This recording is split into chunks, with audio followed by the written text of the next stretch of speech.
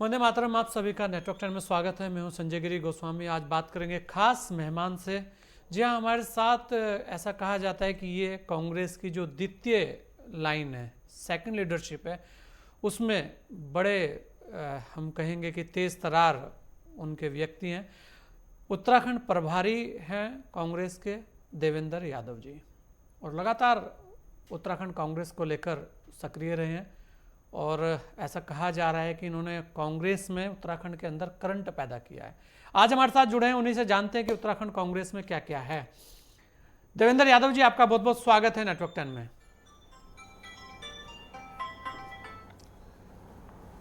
नमस्कार संजय जी। देवेंद्र जी, क्योंकि युवा हैं आप और लगातार सक्रिय रहे हैं, ऐसा कहा जा रहा है कि आपने उत्तराखंड कांग्रेस के अंदर बहुत सारी जान फूंक दी हैं। उसी को लेकर बहुत सारे सवाल हैं, लोगों के मन में भी चल रहे हैं। वही सवाल हम आपके बीच में लेके आ रहे हैं। जैसे कि आपने एक नया फार्मूला उत्तराखंड को दिया, 5 अध्यक्ष, एक अध्यक्ष और 4 कार्यवाहक अध्यक्ष। ये क्या है और इससे कितना बड़ा लाभ आप देखते हैं कि कांग्रेस को मिल सकता है?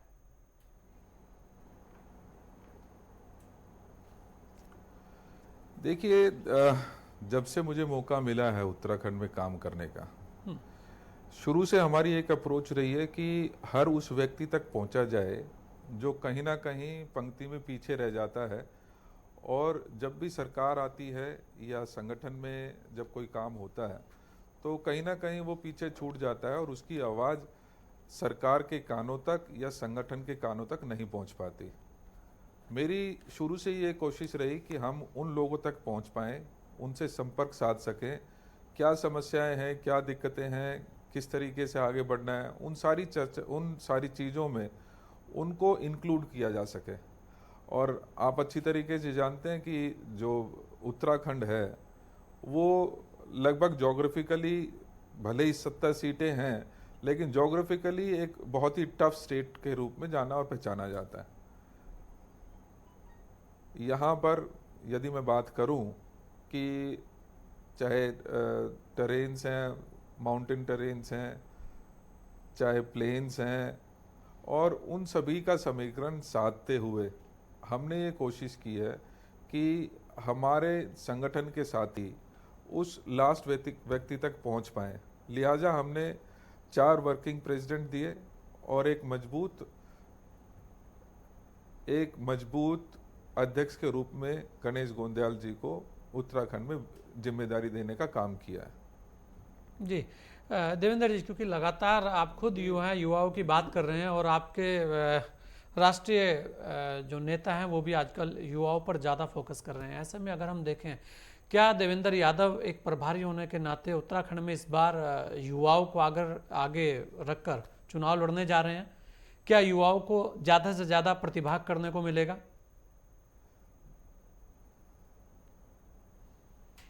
देखिए, जैसे मैंने अभी कहा, अगर आप हमारी नई टीम को भी देखते हैं तो उसमें एक बहुत अच्छा प्रतिनिधित्व युवाओं को और खास तौर पे महिलाओं को दिया गया है। चाहे भुवन कापड़ी के रूप में या गणेश गोंदियाल जी के रूप में, चाहे जीतराम जी के रूप में, दो नए मजबूत वर्किंग प्रेसिडेंट के रूप में, या एक युवा एनर्जेटिक अध्यक्ष के रूप में गणेश गोंदियाल जी को हमने प्रतिनिधित्व देने का काम किया है। और इस दौरान अगर आप हमारी जो कमेटीज इस दौरान हमने बनाई है, अगर उनका भी अवलोकन करेंगे तो आप पाएंगे कि बहुत सारे युवा साथियों को इसमें स्थान दिया गया है। निश्चित ही उत्तराखंड जिसमें युवाओं को नज़रअंदाज किया जा रहा है, युवाओं को बेरोजगारी की तरफ धकेला जा रहा है, ऐसे स्टेट में हमारी ये प्राथमिकता रहेगी कि हम युवाओं को और ख़ास तौर पे महिलाओं को ज़्यादा से ज़्यादा प्रतिनिधित्व दे सकें।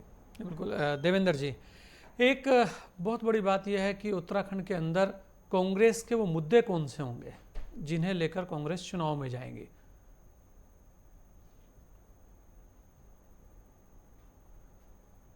मैं स्पष्ट करना चाहता हूं कि एक बहुत उम्मीद के साथ आज से 4.5 साल पहले लोगों ने भारतीय जनता पार्टी को चुना था, जिसमें मुख्य रूप से यदि मैं बात करूं तो एक उम्मीद जगाई थी कि युवाओं को रोजगार मिलेगा, एक उम्मीद जगाई थी कि महंगाई कम होगी, एक उम्मीद जगाई थी कि महिलाओं के ऊपर उत्पीड़न नहीं होगा, एक उम्मीद जगाई थी कि स्टेट में करप्शन नहीं होगा। और आज 4.5 साल के बाद यदि हम देखते हैं तो आज यहाँ का युवा परेशान है, आज यहाँ की महिलाएं परेशान हैं, आज यहाँ का हमारा फार्मर परेशान है, किसान दर दर भटक रहा है, लगातार अपनी आवाज़ को बुलंद करने की कोशिश कर रहा है। तो ये सारे मुद्दे करप्शन के नाम पर एक स्वच्छ सरकार की बात उम्मीद जगी थी, लेकिन जिस तरीके से माननीय मुख्यमंत्री को, तत्कालीन मुख्यमंत्री को रिज़ाइन करना पड़ता है, उनके खिलाफ सीबीआई की इंक्वायरी इनिशिएट की जाती है, और जिस तरीके से आपने देखा होगा कि महाकुंभ के अंदर भी इस घोटाले का गूंज साफ नजर आती है। तो कहीं ना कहीं जिन उम्मीदों के साथ लोगों ने भारतीय जनता पार्टी को 4.5 साल पहले चुना था, आज वो पूरी तरीके से अपने आप को ठगा महसूस करते हैं। बड़ी उम्मीद के साथ कांग्रेस की तरफ देख रहे हैं, और हमारी ये कोशिश रहेगी कि एक स्वच्छ सरकार, एक मजबूत सरकार, एक ऐसी सरकार जो लोगों की बात सुन सके, जो लोगों की भावनाओं के अनुरूप अपनी नीति निर्धारित कर सके। हमारी ये कोशिश रहेगी कि ऐसी सरकार को हम लोगों तक दे सकें। बिल्कुल। देवेंद्र जी, एक बात और कही जाती है, लोग ऐसा कहते हैं कि कांग्रेस निर्णय लेने में देर करती है और जिस कारण गुटबाजी को ज़्यादा बढ़ावा मिलता है, और उत्तराखंड गुटबाजी सबके सामने है। ऐसे में क्या आप कहेंगे और कैसे उस गुटबाजी को संभाल पाएंगे चुनाव को लेकर?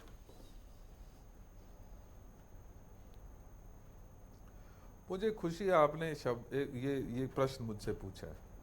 मैं एक बात स्पष्ट करना चाहता हूँ, मैं हमेशा से कहता रहा हूँ कि हम उत्तराखंड को कोई प्रयोगशाला के रूप में यूज़ नहीं करना चाहते, हम इसको प्रयोगशाला नहीं बनाना चाहते। जिस तरीके से भारतीय जनता पार्टी ने 4.5 साल के अंतराल में और 6 महीने के अंतराल के अंदर अंदर 3-3 मुख्यमंत्री देने का काम इस भारतीय जनता पार्टी ने किया है, हम हमेशा ये एक हमारी नीति रही है कि हो सकता है फैसले में थोड़ी देर और सवेर हो सके, लेकिन ऐसा फैसला लिया जाए जिसमें सबकी सलाह सम्मिलित हो, जिसमें सबके जो राय है उसको राय शुमारी के साथ कोई फैसला लिया जाए, और जो फैसला लिया जाता है तो उसके बाद सभी लोग एकजुट होकर उस फैसले को अंजाम तक ले जाने में काम करते हैं। हमने निश्चित ही, शायद हो सकता है थोड़ा समय लगा है सीएलपी लीडरशिप नियुक्त करने में, लेकिन हमने प्रॉपर तरीके से सभी जो कॉन्स्टिट्यूएंट्स हैं, चाहे उसमें एमएलएज हैं, चाहे हमारा संगठन है, चाहे लोगों की राय जानने की कोशिश की, और हमने एक ऐसा फैसला दिया जिसमें माननीय राहुल गांधी जी और सोनिया जी ने वो फैसला किया जिसमें सबकी सलाह सम्मिलित थी, और उसी का अनुरूप आज कहीं ना कहीं मुझे महसूस होता है कि जब एक फैसला हुआ है तो सब एकजुट होकर अपने अपने कार्य जो उनको सौंपा गया है उसको बड़ी मुस्तैदी के साथ और बड़ी शिद्दत के साथ उसको निभाने के लिए तैयार खड़े हैं। आपको मालूम होगा कि अभी हमने 3, 4 और 5 तारीख को ऋषिकेश में एक विचार मंथन शिविर लगाया, जिसमें सभी लीडरशिप वहाँ पर मौजूद रही। जो कमेटीज हमने बनाई थी उन्होंने अपना अपना कार्य योजना हमारे सामने प्रस्तुत की, और एक आने वाले चुनाव को किस तरीके से हमें आगे लेके जाना, किस तरीके से कैंपेन आगे बढ़ाना है, उन सभी बिंदुओं पर चर्चा करने के पश्चात मुझे खुशी है कि हम आज जहां जो प्रश्न आपने पूछा है उसमें चाहे आदरणीय प्रीतम सिंह जी हों, चाहे हरीश रावत जी हों, चाहे नव प्रभात जी हों या अन्य नेता, वो सभी, गणेश गोंदयाल जी और हम एआईसीसी के जो हमारे साथी थे, उन सभी के साथ लगातार चर्चा कर जो मंथन करके जो अमृत निकला है, मैं समझता हूँ ये निश्चित ही आने वाले जो उत्तराखंड के चुनाव रहेंगे उसमें मजबूती के साथ उन जो सलाह आई हैं, जो राय आई है, जो किस तरीके से हमें आगे बढ़ना है, हम उन बिंदुओं को विशेष ध्यान में रखते हुए अपने पूरे कैंपेन को प्लान करने में हमें काफ़ी हद तक मदद मिलेगी। बिल्कुल है।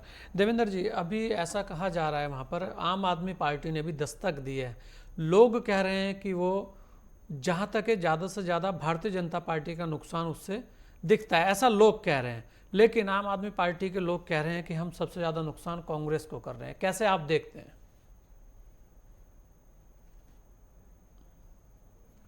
देखिए, जो पार्टी सिर्फ नुकसान के लिए आई हो उसका कोई फ्यूचर नहीं हो सकता। और मैं स्पष्ट कहना चाहता हूं कि आम आदमी पार्टी जो दिल्ली में माननीय मुख्यमंत्री हैं, अगर वो दिल्ली को सुधार लें, दिल्ली में पिछले कई समय से कोई डेवलपमेंट के काम नहीं हो पा रहे हैं, ये सबके सामने है। इनका कोई उत्तराखंड में कोई संगठन नहीं है, सिर्फ और सिर्फ होर्डिंग्स, पोस्टर्स और टीवी पर आने की राजनीति ये करना चाहते हैं। और जैसा आपने सही तरीके से सही बात रखी कि सिर्फ नुकसान की मकसद से जो कोई राजनीति मानना चाहता है, कहीं ना कहीं लोग उस बात को देख रहे हैं और आज समझते हैं कि कांग्रेस ही एकमात्र ऐसी पार्टी है जिसने हमेशा सब वर्गों को साथ लेकर चलने का काम किया है, सब लोगों की भावनाओं को ध्यान में रखते हुए अपनी नीतियां तैयार की हैं और आने वाले समय में भी इस भारतीय जनता पार्टी को उखाड़ कर फेंकने में पूरी तरीके से एकजुट होकर मुझे उम्मीद है कि कांग्रेस के साथ उत्तराखंड की जनता का आशीर्वाद और समर्थन रहेगा। जी देवेंद्र जी, एक और बात यहाँ पे लगातार चल रही थी, क्या बागी वापस होंगे या वापसी के दरवाजे किन लोगों के लिए खुले हैं और किन के लिए बंद हैं? क्या जो लोग छोड़कर गए थे वो वापस आ पाएंगे? उस तरीके के लिए क्या आपके द्वारा नीति बनाई गई है, उस पर भी हम चाहेंगे, क्योंकि लोगों के मन में ये भी एक बहुत बड़ा सवाल है कि बहुत सारे लोग कांग्रेस में आते हैं और फिर बाद में चले जाते हैं, फिर आते हैं फिर चले जाते हैं।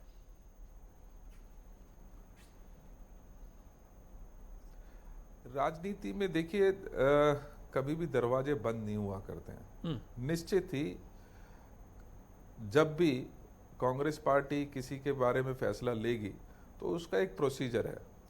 जो व्यक्ति साफ छवि का होगा, जो व्यक्ति संगठन को और कांग्रेस को उत्तराखंड के सोच को आगे बढ़ाने में हमारी मदद करने में सहयोगी होगा, उसके लिए हमेशा दरवाजे खुले रहेंगे। मैं स्पष्ट करना चाहता हूं, दागदार लोग, कुछ ऐसे लोग जो सिर्फ और सिर्फ अपनी राजनीति को प्राथमिकता देते हैं, शायद उनके लिए कांग्रेस में कोई जगह बची नहीं है। जी, उनके लिए कोई जगह नहीं बची है। एक अगर हम देखें देवेंद्र जी, क्योंकि लगातार आप सक्रिय रहे हैं, ऐसा कहा जाता है कि बहुत सारी जो कांग्रेस है वो जो जितने भी प्रदर्शन या जितने भी हम कहेंगे जितने तरीके के कार्यक्रम चलते हैं वो केवल प्लेन में अधिकतर सिमट जाते हैं, 4-5 जिलों के अंदर ही चलते हैं। पर्वतीय क्षेत्रों के अंदर उस तरीके की सक्रियता नहीं देखने को मिलती।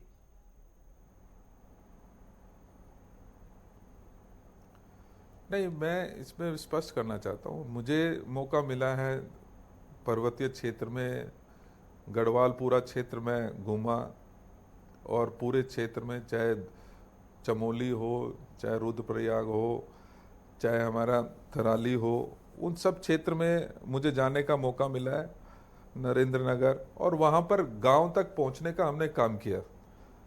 मुझे खुशी होती है जब जिस भी क्षेत्र में जाते हैं वहाँ पर कांग्रेस में एक वाइब्रेंसी है। कोई भी प्रोग्राम दिया जाता है उसको ब्लॉक लेवल तक हम करने की कोशिश करते हैं। कई बार फिजिकल चैलेंजेस आते हैं, जैसे अभी बारिश का समय है, कई जगह दिक्कतें आती हैं, लेकिन मुझे खुशी है कि हम ना सिर्फ डिस्ट्रिक्ट ब्लॉक तक ही सीमित रहे हैं। आज मुझे खुशी है कि यदि हम बात करें तो हमारे एक एक बूथ पर जो हमारे कार्यकर्ता हैं उनको चिन्हित कर लिया गया है और हर कार्यक्रम को हम बूथ लेवल तक ले जाने की कोशिश करते हैं। बिल्कुल देवेंद्र जी, आप पहले व्यक्ति हैं जिन्होंने बूथ लेवल की बात की, क्योंकि ऐसा कहा जाता है कि कांग्रेस का जो संगठनात्मक ढांचा है वो कमजोर है। इसे लेकर क्या कहेंगे आप?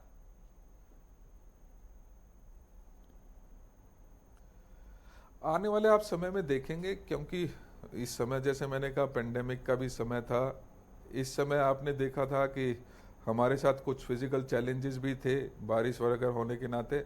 इस समय का भी सदुपयोग करते हुए हमने अपने संगठन को रिवाइटलाइज किया।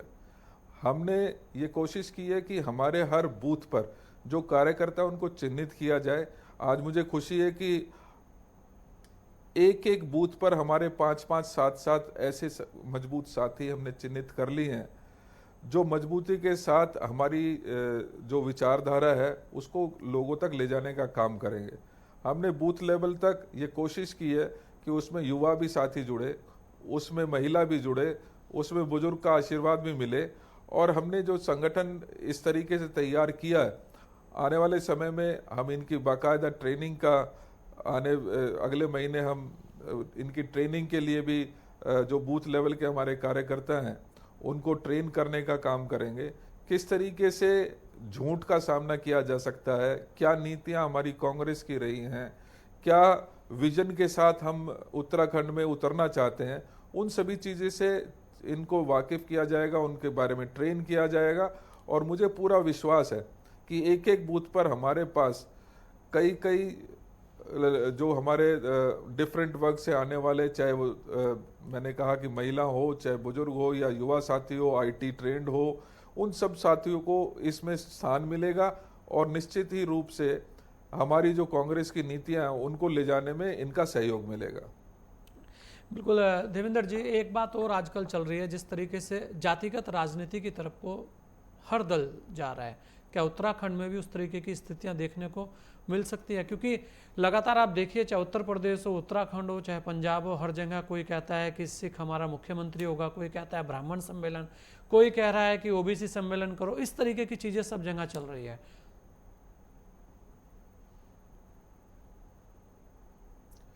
देखिए, मुझे कांग्रेस की हमेशा एक नीति रही है कि सब वर्गों को स्थान मिले। हमारी ये पूरी कोशिश रहेगी कि कोई भी ऐसा वर्ग जिसकी आवाज़ जो कांग्रेस तक या सरकार तक पहुंचनी चाहिए, उनको उतना उचित प्रतिनिधित्व उनको मिलना चाहिए।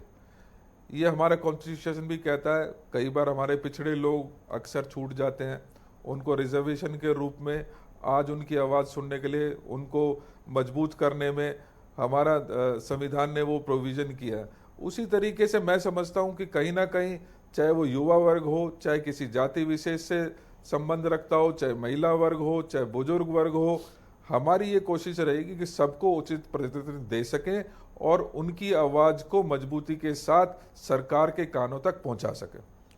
बिल्कुल देवेंद्र जी, एक और सवाल मैं आपसे ले रहा हूं। दिल्ली को लेकर जिस तरीके से सदन बाधित रहा, लगातार मुद्दे सड़कों पर तैरते रहे, उसे लेकर आप क्या कहेंगे?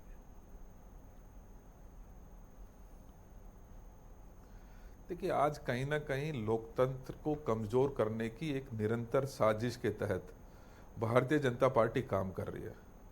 आज विपक्ष की आवाज को दबाया जा रहा है। आज जिस तरीके का माहौल पहले पार्लियामेंट के बाहर देखा जाता था, आज पार्लियामेंट के अंदर भी उस तरीके का माहौल हम देखने को मिल रहा है। ये बहुत दुखद है। आज महिला एमपीज के साथ दुर्व्यवहार किया जाता है। आज जो अपनी आवाज़ को रखना चाहता है उनको दबाने की कोशिश की जाती है। और जल्दी जल्दी में जिस तरीके से कोशिश की गई, चाहे वो इंश्योरेंस बिल हो या अन्य बिल्स हो, जिसके ऊपर सुप्रीम कोर्ट की टिप्पणी भी आई कि ये तरीका किसी भी बिल को पास करने का तरीका ठीक नहीं है, लिहाजा सरकार को ऐसी नीतियों से बचना चाहिए। आज दुख की बात यह है कि जो भी डेमोक्रेसी के जो पिलर्स हैं, चाहे वो कोर्ट हो, चाहे हमारी जुडिशरी हो, चाहे हमारा प्रेस हो, या अन्य जो भी एक महत्वपूर्ण योगदान देते हैं, उन सब की आवाज़ को दबाने की कोशिश की जा रही है।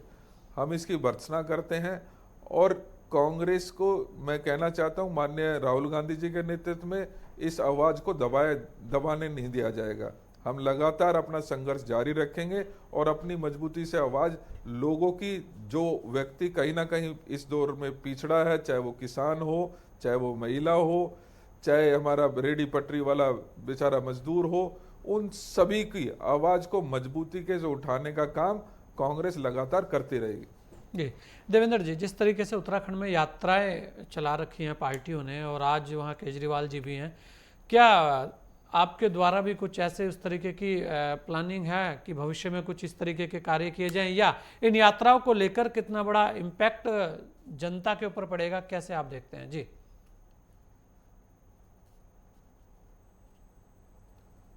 देखिए, हम हमेशा, जैसे एक मैंने कहा कि कांग्रेस की हमेशा कोशिश रहती है कि लोगों तक पहुंच सके, वो चाहे यात्रा के जरिए हो, चाहे वो मीटिंग्स के जरिए हो, छोटी छोटी मीटिंग्स के जरिए हो।